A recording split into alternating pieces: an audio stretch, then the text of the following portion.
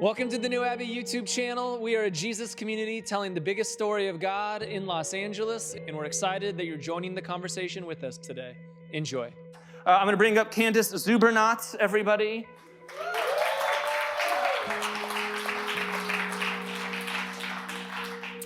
Candace Zubernat is, what am I going to say?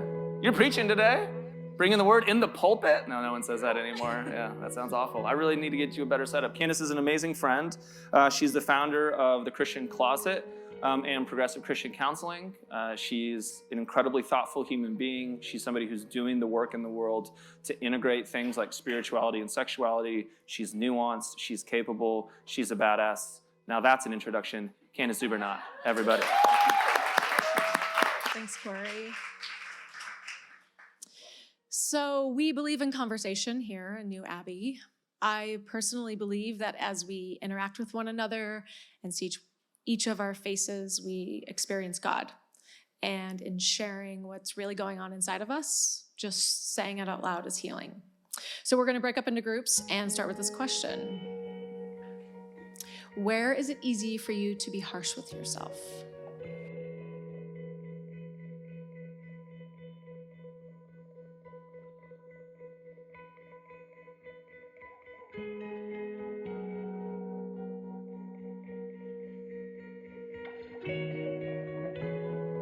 So, back before my wife Crystal and I were an old married lesbian couple with 2 kids and a white picket fence, we were a youngish couple, closeted, living in Seattle, which is a total bummer because Seattle is for sure one of the gayest cities ever, and we did not get to live our best gay selves there. But there was a lot of Patagonia and flannel, so there's that. It's not so bad. But we were closeted because we were terrified that Crystal would lose her job. She worked in seminary. And that we both would lose our community. And so when it came time to move, we really didn't have many people we could call. Because when you're closeted, one of the things that happens is that you pull away from your community and you become isolated. So it was finally time for us to move. We decided that we were going to move from Seattle to Chicago, actually to come out, which is fantastic. But we really didn't have anyone to call, and so it was just her and I. So we lived on the 3rd floor of this condo, and every single box was taken down the hallway, around the corner, into the elevator. And Crystal's a real great helper, but she, at the time, had like a bad back. It's funny how the bad back comes up every once in a while. So here's me. Also, I was still trying to impress her, so I was like, yeah, I can totally move the condo by myself. I got this. Nowadays, I'd be like, screw that, we're hiring people. But, so I'm carrying all the boxes, and then it comes to the couch. The couch is so heavy. So I come up with this idea that what I'm going to do is I'm going to put the couch on a blanket and pull the blanket. I'm pulling the blanket down the hallway and around. The other thing about Crystal, this is my true confessions about you, honey,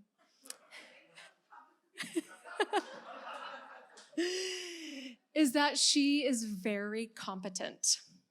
So almost anything that happens, she can see a better way to do it really quickly. So I don't even remember what she said, but she for sure had an easier way for me to do this. But by this time I was like, oh, hell no.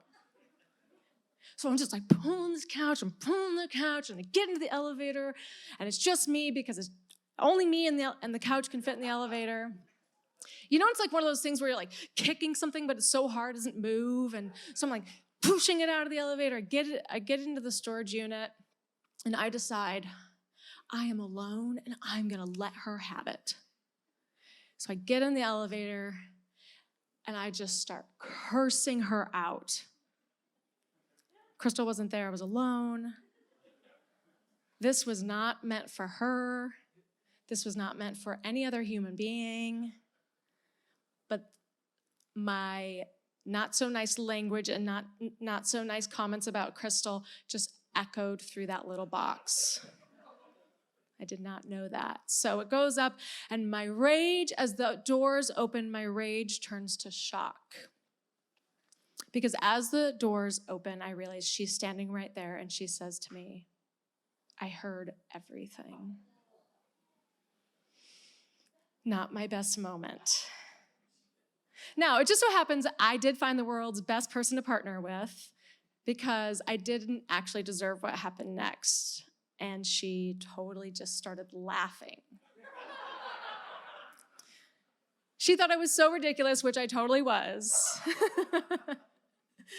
But it was incredibly kind, and it broke the tension, and we pretty much fell on the ground laughing. And to this day, we still laugh about it. Every once in a while, we remember it. It's a tender moment. But I think we all have those moments, right? Those moments where we just really lose it. And sometimes it's witnessed by someone else, even if we don't know it's witnessed by someone else. But a lot of times it's in those quiet moments where we're really tearing ourselves a new one. These places are deeply intimate, and they're vulnerable, and they're unique to each one of us. Oftentimes these places where we're the most harsh with ourselves, we also just so insecure. There's those of us who just hate our bodies. No matter how much we work out, no matter how many times we lose that last 5 pounds, we just feel disgusting. Those of us who are gay, and even though in a place like New Abbey, it's not necessarily PC to say this, but you just really still wish you weren't gay.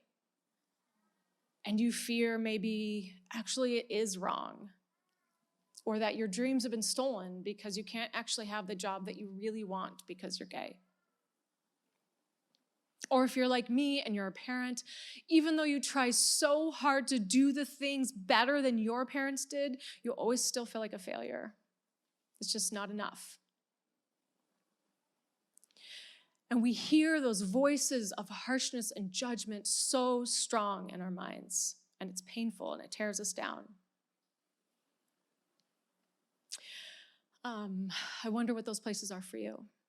I wonder if it's what you shared in your group, or even as I talk, if something new is coming to your mind. We're going to look to Matthew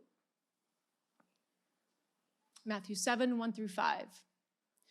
Do not judge, or you too will be judged. For in the same way you judge others, you will be judged. And with the measure you use, it will be measured to you.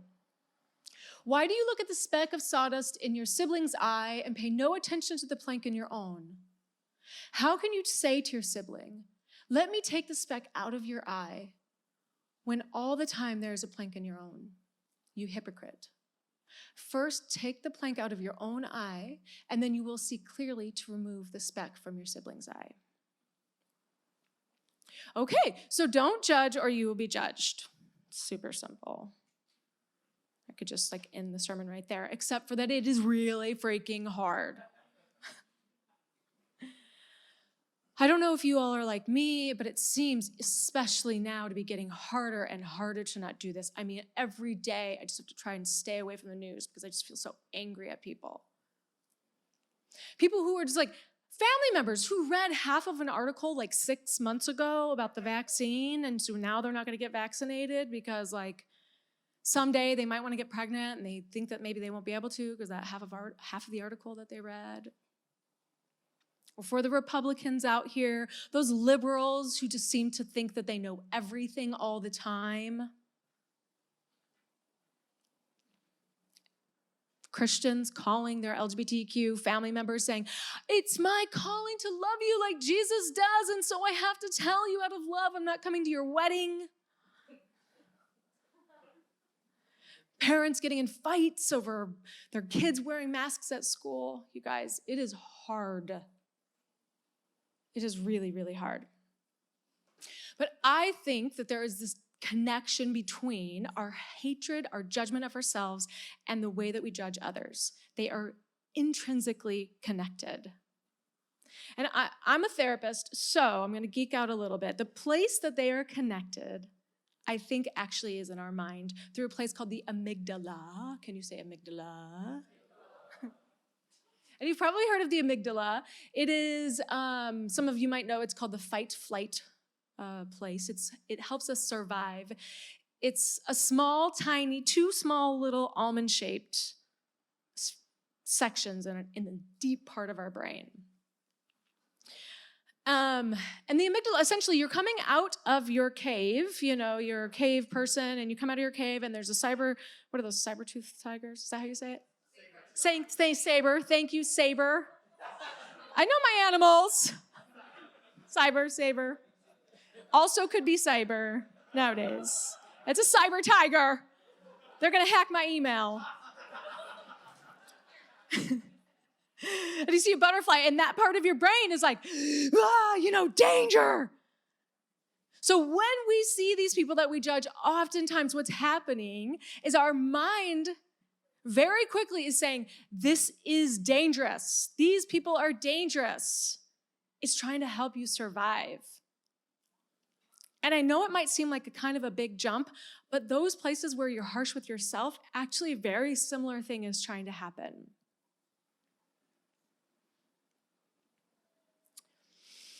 When I think about this in biblical terms, I'm going to go somewhere that's probably a little bit unlikely to go. I'm going to go to the Pharisees. When I think about my amygdala and the Bible, I'm like, man, those Pharisees, I bet you they wouldn't wear masks. You think?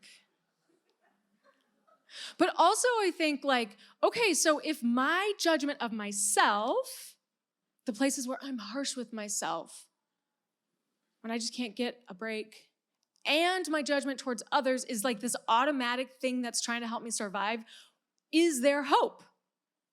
Because it's not like I can, just decide hey, amygdala, chill out, stop it.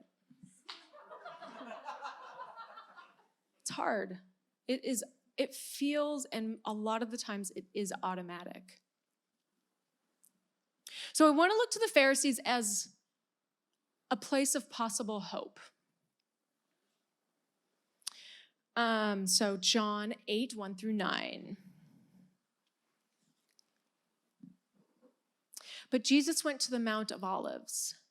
At dawn, he appeared again in the temple courts, where all the people gathered around him, and he sat down to teach them. The teachers of the law and the Pharisees brought in a woman caught in adultery. They made her stand before the group and said to Jesus, "Teacher, this woman was caught in the act of adultery. The law of Moses commanded us to stone such women. Now, what do you say?" They were using this question as a trap in order to have a basis to accuse him. But Jesus bent down and started to write in the ground with his finger. And when they kept questioning him, he straightened up and said to them, "Let any one of you who's without sin be the first to throw a stone at her." Again, he stooped down and wrote in the ground.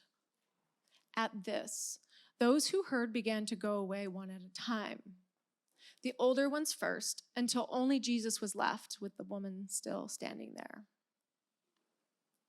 Now, I think most of us have heard lots of sermons on this passage. In fact, I think I've even preached about this sermon here at New Abbey. And oftentimes, I think we imagine ourselves in the place of the woman, which is totally legit. I think me at this elevator scenario was the woman, caught red-handed.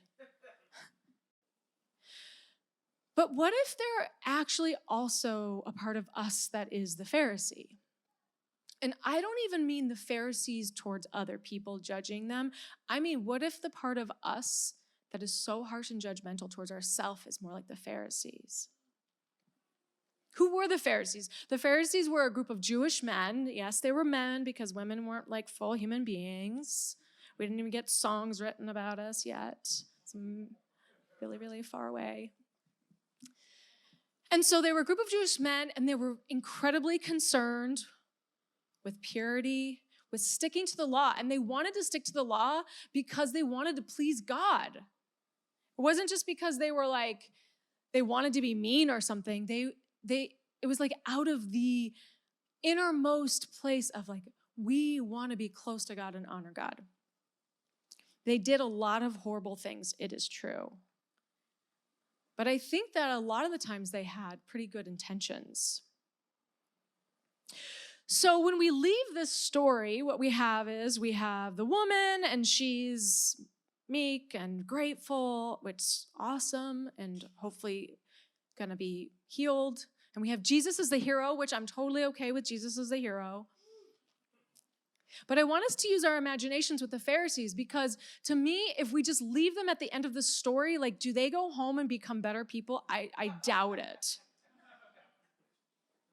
And so if they don't go home and become better people, like, what's the hope for us? What's the hope for those parts of me? So what I want to do is I want us to imagine Jesus following up with these guys. That in the days that follow this experience, that Jesus goes to each and every single one of them individually. And Jesus comes and he says, like, I know why you came to me the other day. I know that you were scared. I know that you are scared. I know that you're scared that you're going to get it wrong. That I am bringing about something new, and that is terrifying. Their amygdala was like, warning, warning, Jesus is bad and it's gonna be bad. I couldn't think of another word besides bad in that moment. But that Jesus knew that, like, that shame does not change us. I mean, raise your hand if, like, shame has changed you in a way that you're, like, super stoked about. Frankie, not you. But that is why I have to believe, or I want to believe, that Jesus followed up with these men, because Jesus understood that shame does not change us, but that Jesus could even understand that these men who also almost got this woman killed, which I think Jesus would also point out to them. It is not okay that in your fear you almost got a woman killed. But that Jesus wanted them to change too. Because Corey likes to remind us that your healing is connected to my healing, and my healing is connected to your healing. And I think that is exactly true. We need healing for the woman, but we also need healing and for the Pharisees.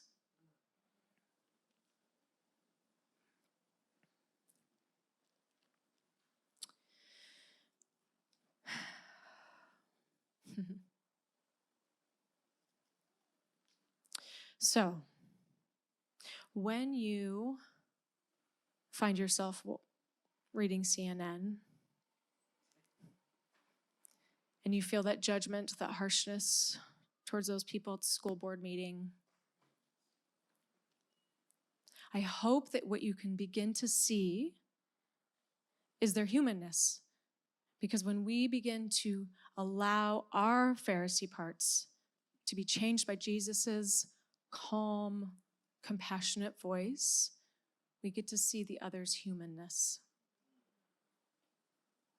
And so we can begin to say, oh, I wonder if those people that are like fist-fighting teachers, their amygdala is like majorly going. They stay up at night, awake, they can't sleep because they have so much anxiety that something big and bad is going to happen to their kids if they wear masks. Do you know what? It doesn't make sense to me, but something is happening inside of them that is really big and scary. And even if they can't name it particularly, it's happening. Just like I stay awake up at night with anxiety that if someone doesn't wear their mask, my kid's going to get COVID. It's the same part of our brain that's going on. So if I can be gracious to myself, the Pharisee part of me, I want Jesus to come and that compassionate, Candace, I see you. I see you not only, of course, when you're kicking the crap out of that couch, but when you yell at your kids and nobody else is there, so no one else knows that I yelled at my kids, except for maybe my neighbor. And then they look at me, and they're so sad. And I'm like, I'm the world's worst mom. I'm the Pharisee. That the same way, the same tender, compassionate voice of Jesus can come to me and heal that part of me too. So I want us to break back up into those same groups and answer this question. What do you think the voice of Jesus would say to those places you are most harsh to yourself?